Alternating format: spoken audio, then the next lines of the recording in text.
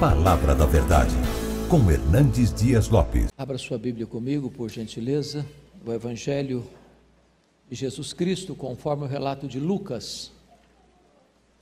Lucas, capítulo 19.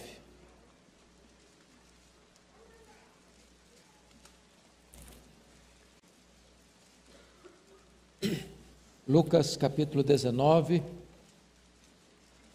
a partir do verso 28 até o verso 44.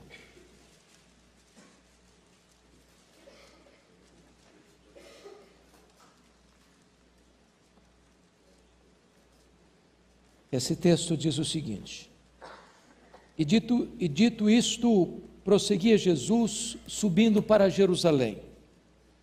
Ora, aconteceu que, ao aproximar-se de Betfagé e de Betânia, junto ao Monte das Oliveiras, enviou 2 de seus discípulos, dizendo-lhes: Ide à aldeia, fronteira, e ali, ao entrardes, achareis preso um jumentinho que jamais homem algum montou.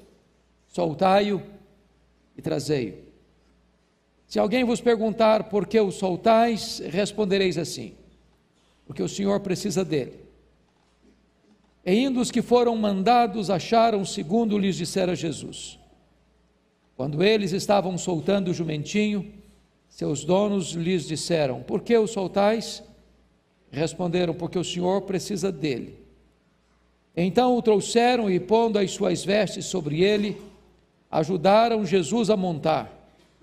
Indo ele, estendiam no caminho as suas vestes. E quando se aproximava da descida do Monte das Oliveiras, toda a multidão dos discípulos passou, jubilosa, a louvar a Deus em alta voz, por todos os milagres que tinham visto, dizendo: Bendito é o Rei que vem em nome do Senhor, paz no céu e glória nas maiores alturas. Ora, alguns dos fariseus lhe disseram em meio à multidão: Mestre, repreende os teus discípulos. Mas ele lhes respondeu: Asseguro-vos que se eles se calarem, as próprias pedras clamarão. Quando ia chegando, vendo a cidade, chorou e dizia: Ah, se conheceras por ti mesma, ainda hoje, o que é devido à paz. Mas isso está agora oculto aos teus olhos. Pois sobre ti virão dias em que os teus inimigos te cercarão de trincheiras, e por todos os lados te apertarão o cerco, e te arrasarão, e aos teus filhos dentro de ti. Não deixarão em ti pedra sobre pedra, porque não reconheceste a oportunidade da tua visitação. Amém. Irmãos, eu quero conversar um pouco com vocês hoje sobre o tema As Lágrimas de Jesus. As Lágrimas de Jesus. O Novo Testamento nos informa que Jesus chorou 3 vezes, em 3 diferentes ocasiões. A primeira vez está registrado em João capítulo 11, na aldeia de Betânia, e Jesus chora por ocasião da morte de Lázaro. Quando Maria chega para Jesus, se prostra aos seus pés, e em pranto diz a ele: Senhor, se estiveras aqui, meu irmão não teria morrido. E diz a Bíblia que Jesus se comove em espírito, e pergunta: onde o pusestes? E as pessoas que estavam chorando com Maria disseram: Senhor, vem e vê. E Jesus naquele momento chorou. Jesus chorou em simpatia com o sofrimento familiar. Isso abre caminho para nós chorarmos também nos nossos funerais, de nós nos solidarizarmos com a dor daqueles que sofrem o golpe amargo da despedida de um ente querido. Isso mostra para nós que não é falta de fé, nem de esperança, quando você, embora num funeral de alguém que conhece a Jesus, que ama Jesus, que está com Jesus ao partir, nós que ficamos também nos rendermos às lágrimas, porque Jesus chorou. Segundo lugar, Jesus chorou sobre a amada e impenitente cidade de Jerusalém. Ele estava entrando na cidade, exatamente na entrada triunfal, momento histórico, momento aguardado, momento estabelecido no calendário da eternidade, e enquanto o povo se alegra, celebra, ao entrar na cidade, diz a Bíblia que Jesus chora, porque ali demonstra simpatia aos problemas nacionais. Nós, ao nos convertermos ou sermos convertidos a Cristo, não deixamos de ser patriotas. Nós devemos chorar também pelos dramas da nossa nação. Exatamente quando a nossa nação fecha o seu coração ao Evangelho, quando a nossa nação rejeita a proposta da graça, quando a nossa nação escarnece do Redentor e fecha as portas com as suas próprias mãos, a nossa nação é digna das nossas lágrimas. Jonas olhou para a cidade de Nínive e desejou que ela fosse destruída. Jesus olhou para Jerusalém e chorou porque a cidade destruiu a si mesma. Os problemas da nossa nação deveriam nos levar às lágrimas.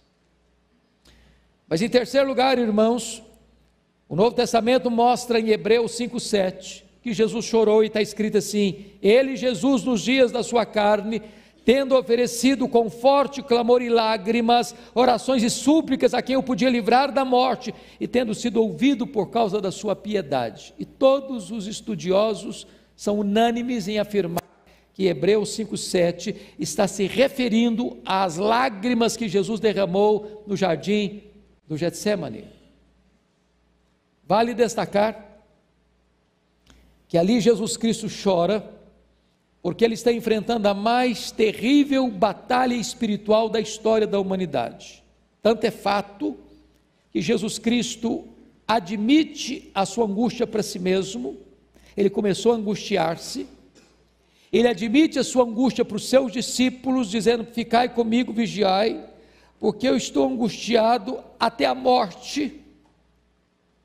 E ele admite a sua angústia para o Pai, porque é nesse momento com lágrimas, e o texto diz com forte clamor e lágrimas, que ele ora ao Pai e diz: Pai, se possível passe de mim este cálice sem que eu beba, se não, seja feita a tua vontade. Notem vocês que a angústia de Jesus, o choro de Jesus não se dá na cruz, o choro de Jesus não se dá na via crucis, no Gólgota, indo a caminho do Gólgota.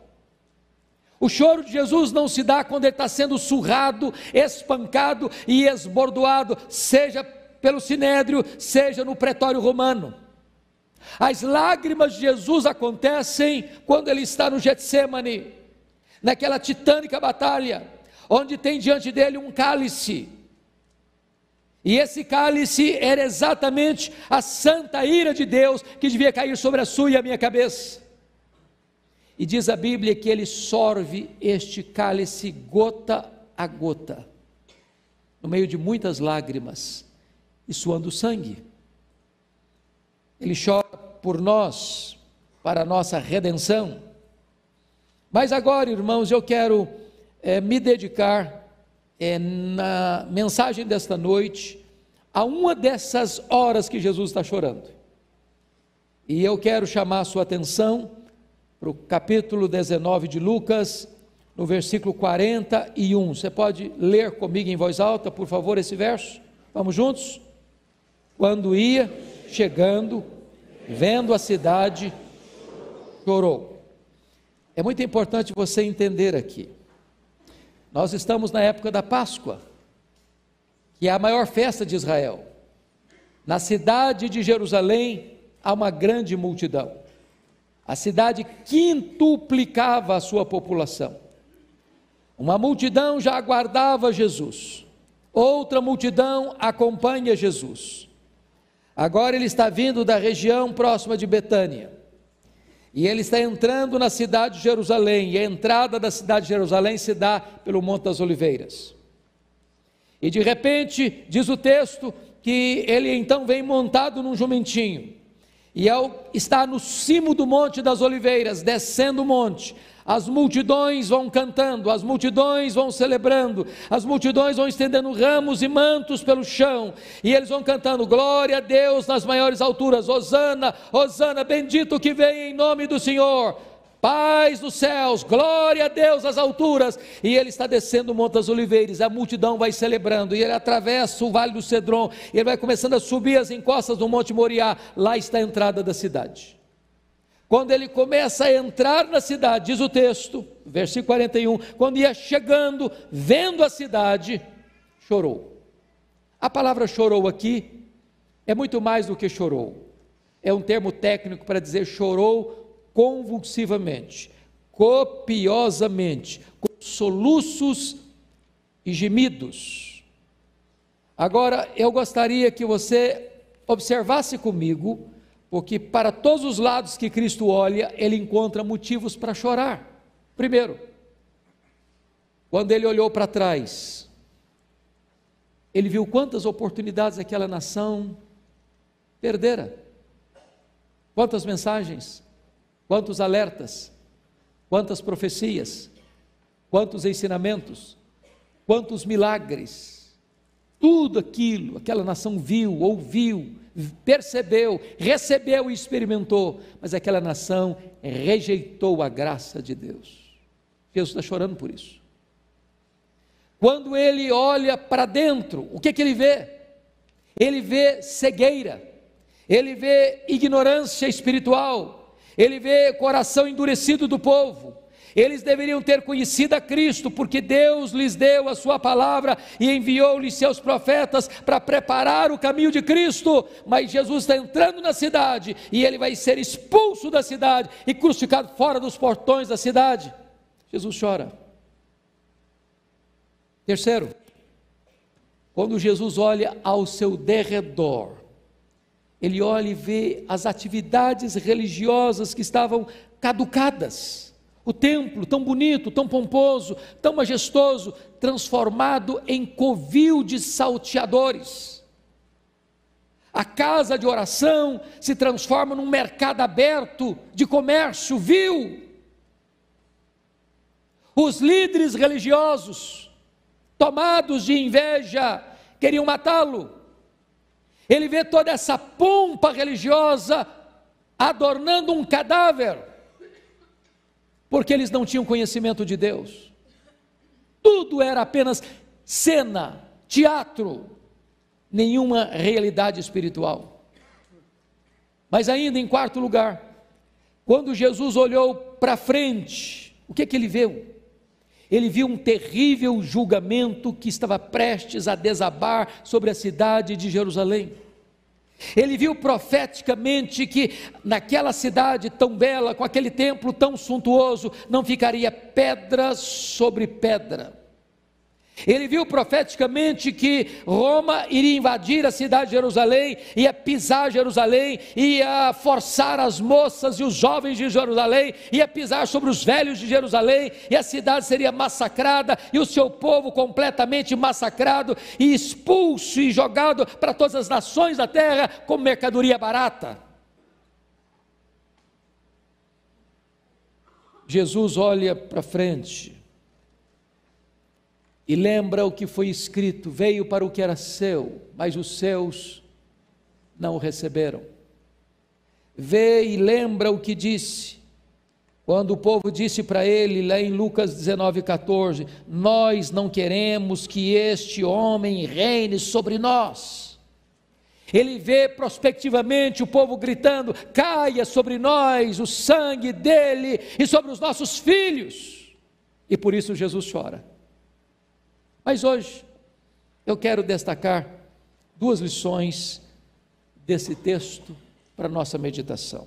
Primeiro, irmãos, contemplemos a profundidade das lágrimas do nosso Salvador.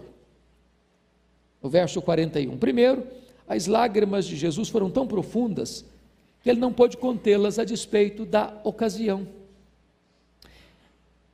A festa da Páscoa era uma festa de alegria, era uma festa de celebração. As multidões estavam ali de todas as aldeias e cidades de Israel e de cidades distantes de Israel para uma festa de grande alegria. Nesta festa eles relembravam a libertação da amarga escravidão do Egito.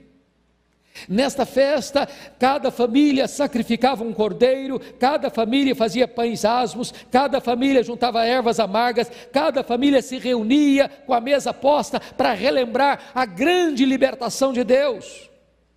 Quando Jesus entra na cidade, o clima é de festa, o clima é de alegria, e as multidões vão cantando, e as multidões vão celebrando, e as multidões vão engrandecendo e louvando a Deus, glória a Deus às maiores alturas, as multidões vão trazendo glória para Deus e exaltando a Ele, Jesus. Mas nesse clima de festa, apesar de tudo isso, Jesus chora.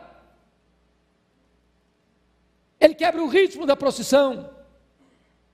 As multidões celebram e Jesus Cristo chora. Talvez porque soubesse que aquela multidão que ali cantava e celebrava haveria talvez de fazer coro com a grande multidão que dizia diante do pretório romano: crucifica-o, crucifica-o, crucifica-o. Segundo lugar, as lágrimas de Jesus foram tão profundas que sobrepujaram todos os outros sentimentos naturais. Pensem comigo. Jesus, ao olhar para Jerusalém, poderia ter lembrado, trazido à sua memória a grandeza daquela cidade, a bela história daquela cidade, Davi constituindo aquela cidade em capital de Israel, Salomão atingindo a plena glória da cidade, construindo o majestoso templo da cidade. Talvez Jesus pudesse olhar como os discípulos olharam e falaram para Jesus: mestre, olha que obras, que construções, que edifícios, que beleza arquitetônica, que riqueza de construção. E Jesus então olha e diz: pois não ficará pedra sobre pedra.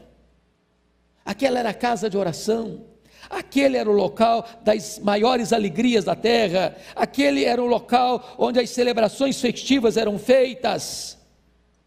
Mas Jesus Cristo, a despeito de todas essas glórias de Jerusalém, está chorando por Jerusalém, gemendo e soluçando por Jerusalém. Mas em terceiro lugar, irmãos, notem comigo, o Senhor Jesus Cristo não está chorando aqui por si mesmo. Ele diz para as mulheres de Jerusalém, filhas de Jerusalém: não choreis por mim, chorai por vós mesmas e pelos vossos filhos. Ele não está chorando porque ele vai sofrer, ele não está chorando porque ele vai ser açoitado, ele não está chorando porque ele vai ser condenado à morte de cruz, ele não está chorando porque vai carregar um madeiro pesado no meio de uma multidão ensandecida, ele não está chorando porque vai ser preso naquele lenho maldito, suspenso entre a terra e os céus. Ele está chorando pelas pessoas. Mas em terceiro lugar, vejam comigo, as lágrimas de Jesus revelam-nos a sua compassiva natureza. Irmãos amados, diante da traição, diante da entrega, diante da postura covarde do Sinédrio, diante da postura covarde do governador romano Pôncio Pilatos, diante da postura cruel daqueles líderes religiosos, diante da postura desumana daqueles soldados, diante da atitude completamente animalesca daquele povo que o prende naquela cruz e que escarnece dele naquela cruz, ele poderia trazer ira, ele poderia fulminá-las com a sua justiça, com a sua ira santa, mas ele prefere chorar pela cidade. forma compassiva. Ele é o Deus Emanuel. Ele é o Deus que se comove, mesmo com a dureza do coração. Como disse o profeta Oséias: como te deixaria, ó Efraim, como te entregaria, ó Israel, meu coração está comovido dentro de mim, as minhas compaixões a uma se acendem. Jesus está chorando porque lá as pessoas rejeitaram a sua graça. Ele chorou porque o povo amou mais as trevas do que a luz. Ele chorou porque a cidade virou as costas para Deus. Ele chorou porque eles preferiram a morte à vida.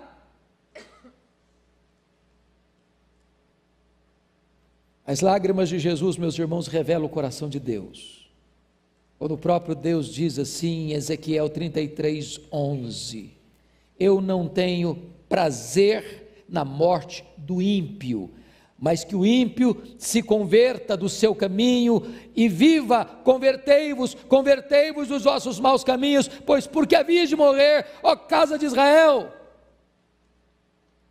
É o Senhor que ainda chora por aqueles que se rebelam contra Ele, se endurecem contra Ele e fecham a porta da graça sobre si mesmos. Jesus está chorando porque certamente o limite da oportunidade estava se passando para aquela cidade, e a ordem de Deus era essa: buscai o Senhor enquanto se pode achar. Se hoje ouvirdes a voz de Deus, não endureçais o vosso coração. Eu quero dizer para você que hoje é o dia também da sua oportunidade. Mas em quarto lugar, irmãos, as lágrimas de Jesus deveriam nos encorajar a confiar plenamente nele. Pense você um redentor em lágrimas, chorando por você. Você deve, pecador que é como eu, voltarmos para Ele também em lágrimas, porque um Salvador compassivo como o nosso é digno de ser recebido, adorado e servido. As suas lágrimas devem nos levar às lágrimas. Como ficaríamos nós endurecidos diante das lágrimas do nosso Salvador? Como rebelaríamos nós diante da compaixão do nosso Redentor? Como iríamos nós a Ele com os olhos enxutos, se Ele vem a nós com os olhos molhados de lágrimas?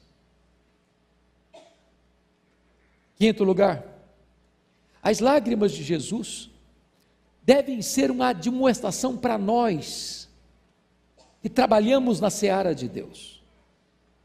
Irmãos, prestem bem atenção: se o nosso Redentor chorou pelo seu povo, com lágrimas, gemidos e soluços, falaríamos nós da sua graça com olhos enxutos?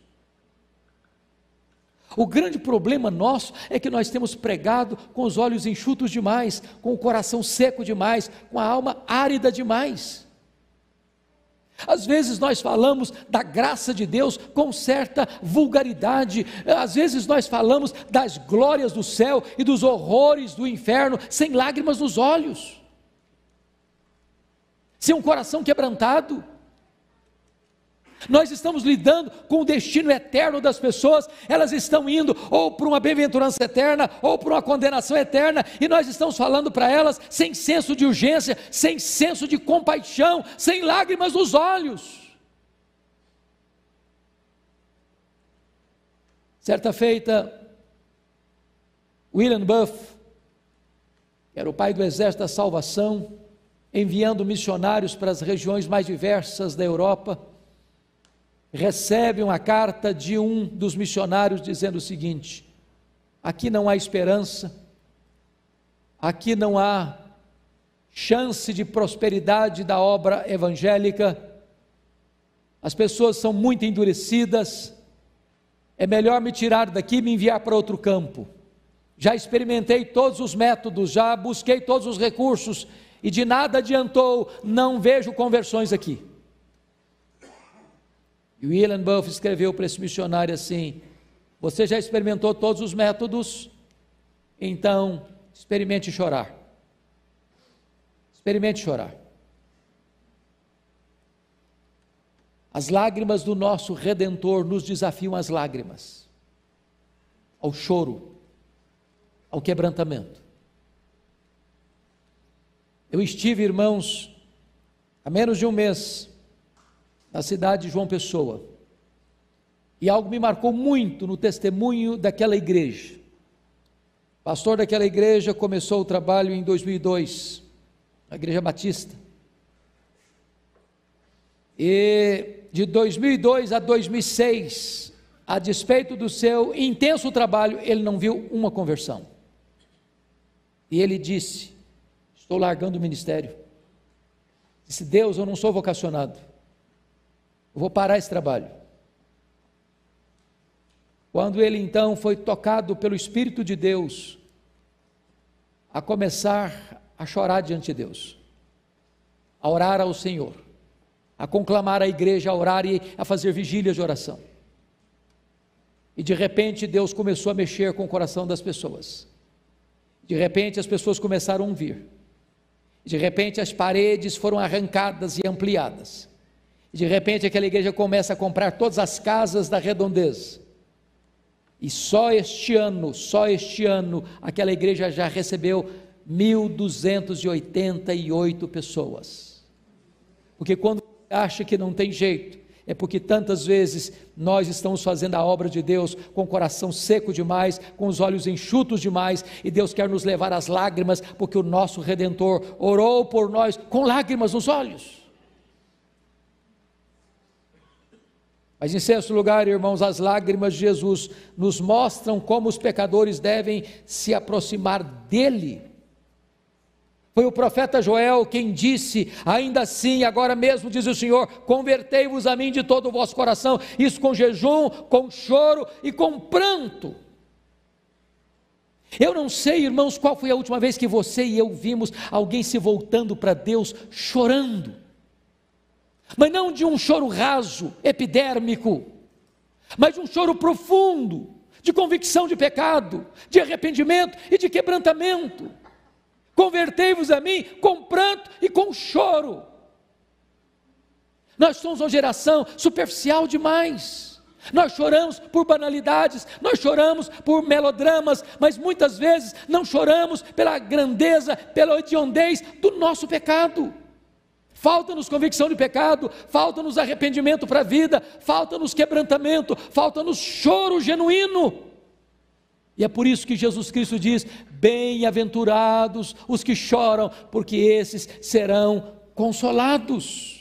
Eu quero que você hoje pense no destino da sua alma. Eu quero que você venha hoje ao Salvador com lágrimas. Eu quero que você pense hoje no horror da ira vindoura, da qual você precisa fugir, para que você venha a Jesus com lágrimas. Eu quero que você pense hoje nas glórias do céu. Eu quero que você pense hoje nos horrores terríveis do inferno. Eu quero que você pense hoje no amor do Senhor Jesus Cristo, que morreu por você, que chorou por você. Então deixe o seu coração se derreter diante dele e venha a ele com lágrimas, com lágrimas.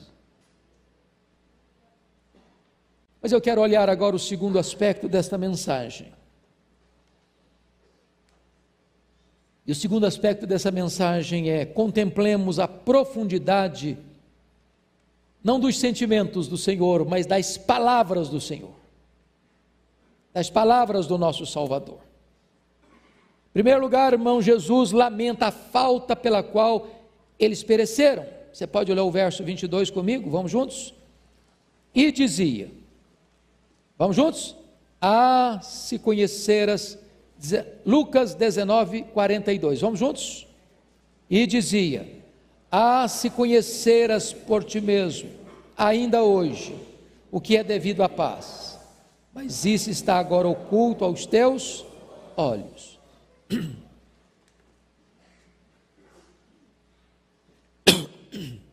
Jesus lamenta a falta pela qual eles pereceram. Preste atenção, a se conheceras. Qual era o problema deles? Ignorância. Ignorância. Ignorância foi a causa da ruína de Israel. O meu povo está sendo destruído porque lhe falta conhecimento.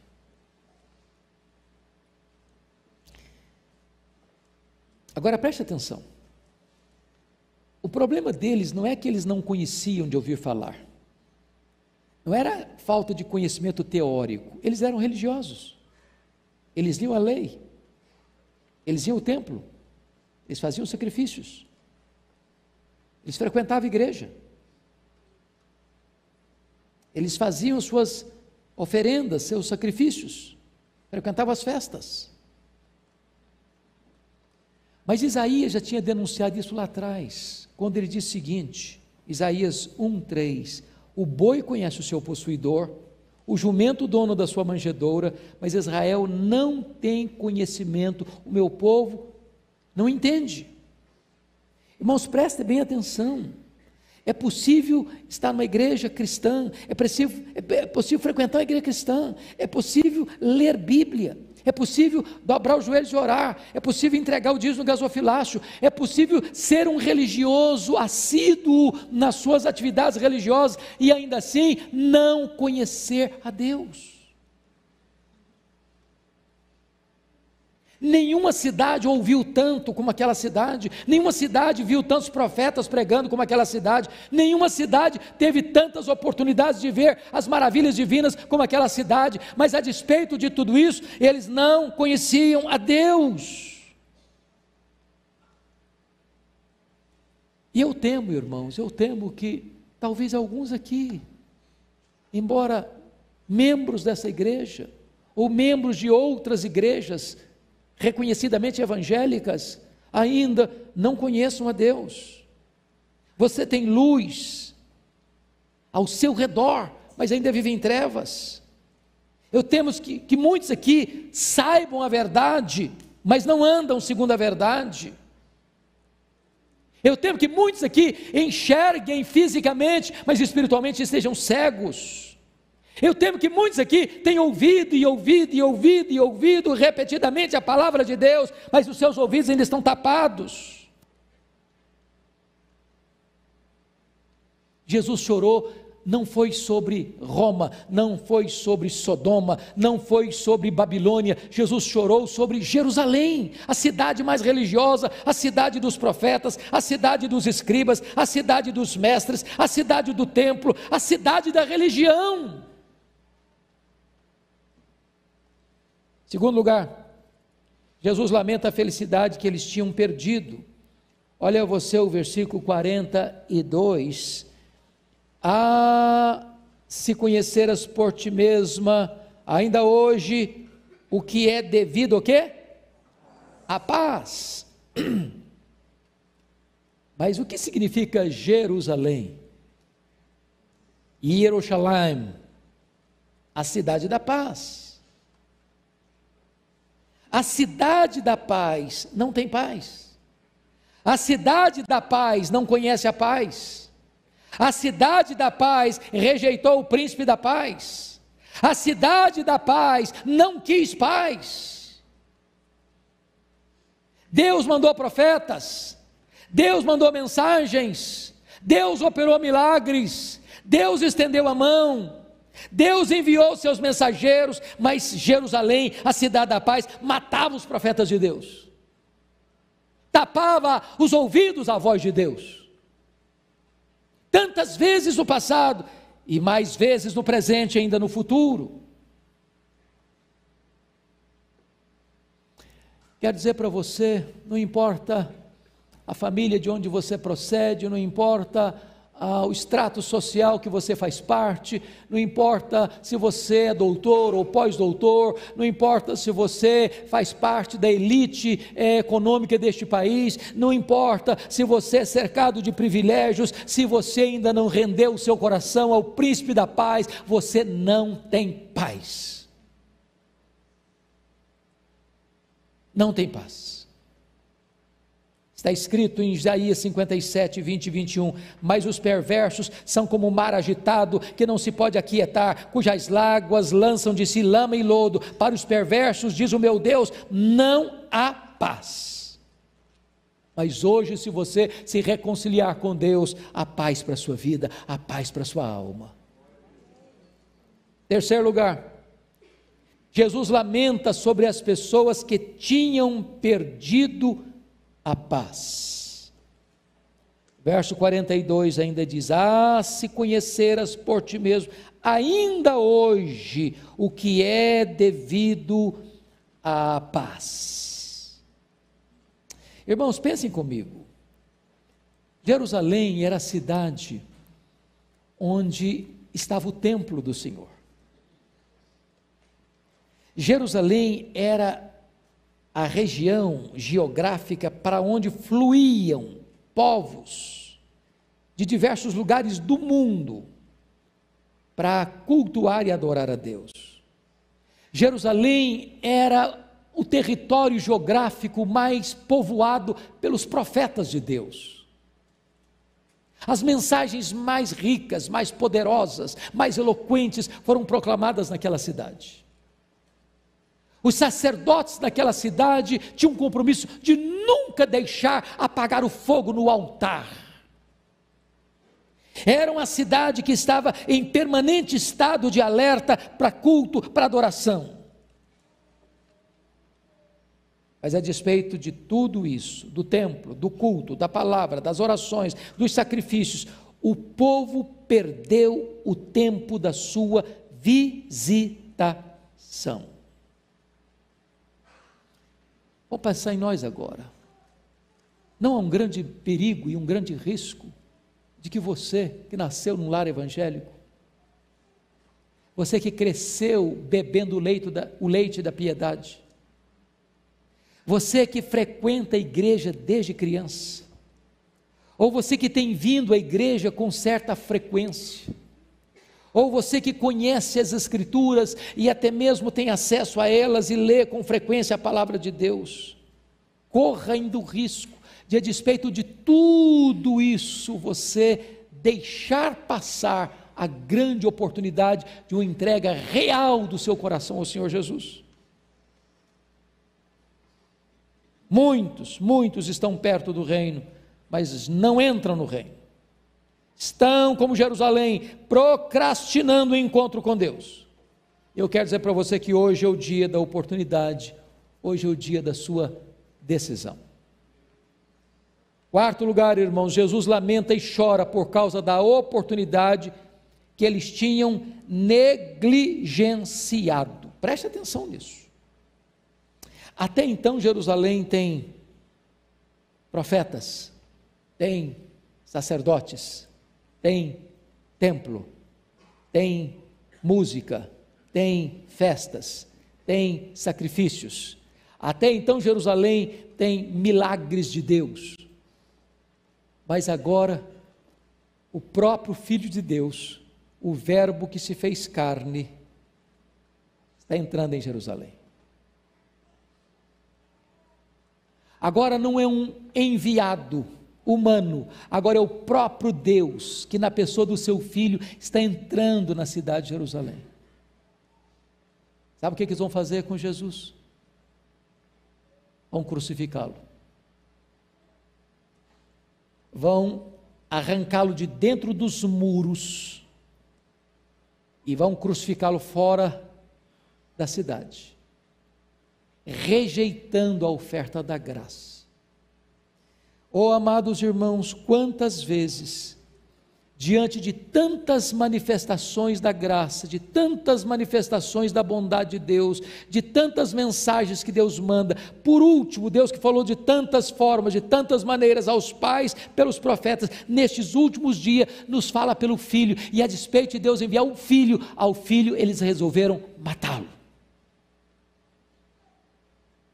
É por isso que Jesus está chorando.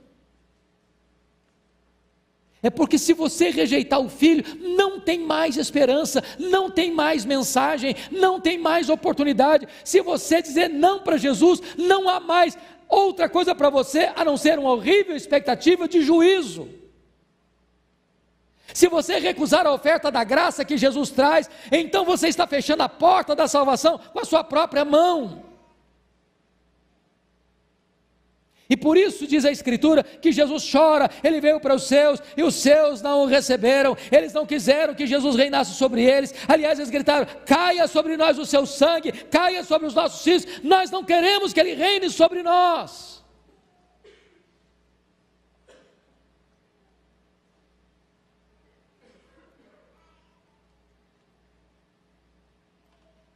Mas amados, finalmente,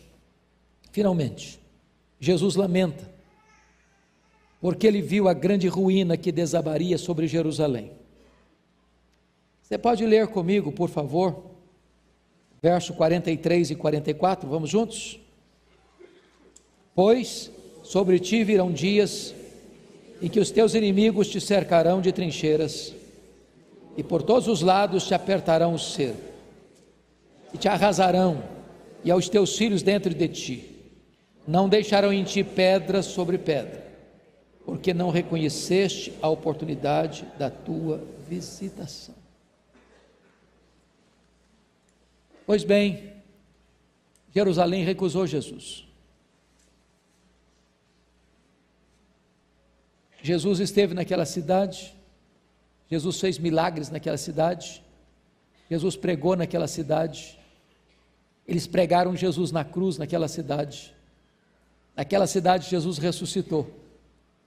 Da região daquela cidade, do Monte das Oliveiras, Jesus voltou para o céu. Naquela cidade, Jesus derramou o Espírito Santo. Naquela cidade, uma igreja vibrante começou a pregar. Mas aquela cidade perseguiu os apóstolos, prendeu os apóstolos.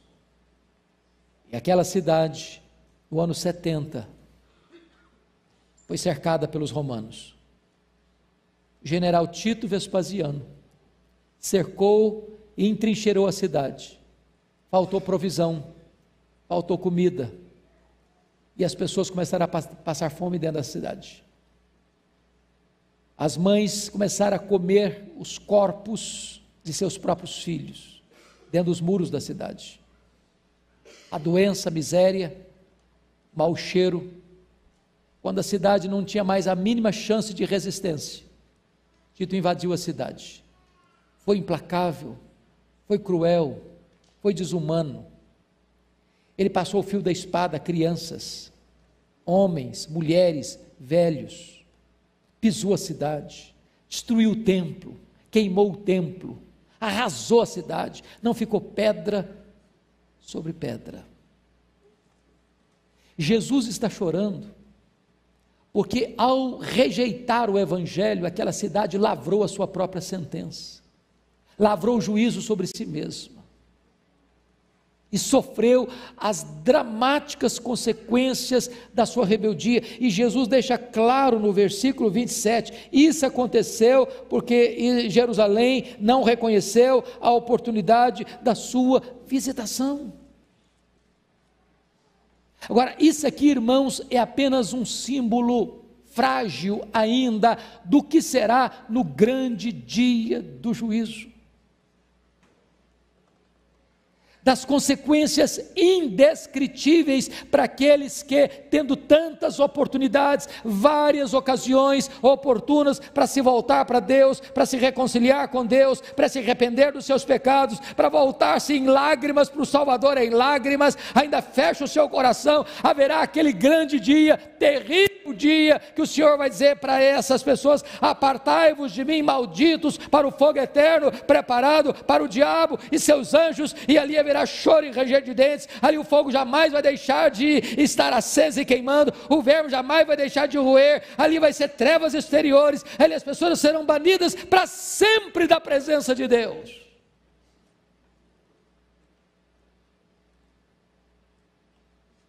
Jerusalém não aproveitou o tempo da sua visitação, mas você e eu podemos aproveitar esse tempo. Ainda hoje é dia de voltar-se para o Senhor.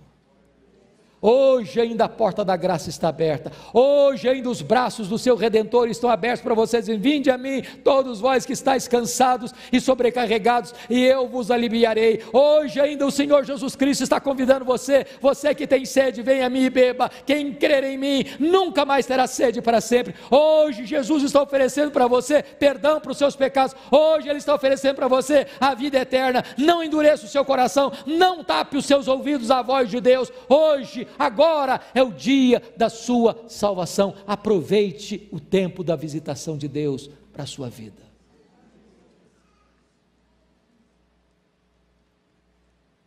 Haverá um dia, entretanto, em que o Senhor Jesus Cristo vai olhar para uma outra Jerusalém. Para qual Jerusalém? A Jerusalém composta de todos aqueles que, aproveitando o tempo da visitação de Deus, o dia oportuno, se voltaram para Ele. E todos aqueles que formaram esta grande igreja dos primogênitos, dos remidos do Senhor, vão ser, numa linguagem poética, a nova Jerusalém. A Jerusalém que desce do céu, a Jerusalém que vai ser a morada de Deus. E Deus vai dizer para essa Jerusalém: eis o tabernáculo de Deus entre os homens, Deus mesmo estará com eles, e eles serão povos de Deus, e Deus enxugará dos olhos deles toda lágrima, já não haverá pranto, nem dor, nem luto, porque as primeiras coisas já passaram.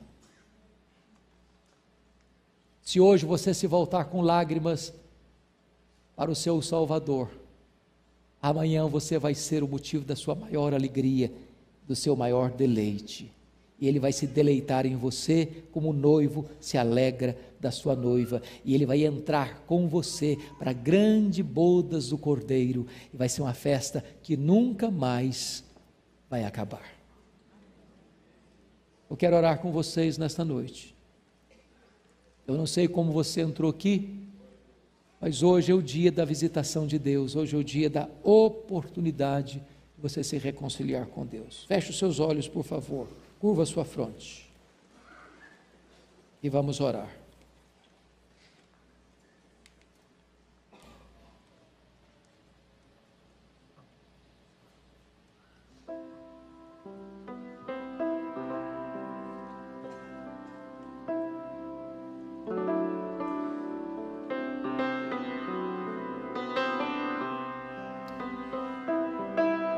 Hoje é um dia único na sua vida. Nunca outro houve, outro dia igual a este, nem jamais haverá outro semelhante. Hoje você é confrontado com as lágrimas de Jesus. Ele não chorou apenas por Jerusalém, Ele chora por você e por mim, lamentando o fato de alguém que conhece a verdade, ainda assim rejeitar a verdade. E eu agora conclamo a você que veio aqui hoje, que entrou nesta casa, que não adie mais esta decisão. Se hoje ouvires a voz de Deus, não endureçais o vosso coração. É o próprio Deus quem coloca diante de você a vida e a morte, e Ele mesmo diz: escolhe a vida para que você viva. Hoje a porta da graça está aberta. Hoje o Salvador convida você. Hoje o Salvador orienta você a fugir da ira vindoura. Se você vier, Ele quem diz: quem vem a mim, de maneira nenhuma eu lançarei fora. Ó Deus, nós te pedimos agora, em nome de Jesus, que o Teu Espírito aplique a Tua palavra em cada coração aqui. Nós não podemos fazer esta obra, ela é de exclusiva competência do Espírito Santo. Só o Espírito Santo pode tirar o tampão dos ouvidos, só o Espírito Santo pode tirar a venda dos olhos, só o Espírito Santo pode tocar o coração com um toque regenerador. E nesta noite, Senhor, nós estamos clamando a Ti, tenhas misericórdia daqueles que estão aqui e que ainda não tiveram encontro contigo. Que seja esta a noite da salvação, que seja esta a noite da reconciliação, que as lágrimas do nosso glorioso Redentor possam encontrar lágrimas de arrependimento aqui nesta casa, e que haja festa diante dos Teus anjos dos céus, por um pecador que se arrepende nesta casa. Assim oramos, meu Deus, em nome de Jesus, o nosso amado Salvador. Amém.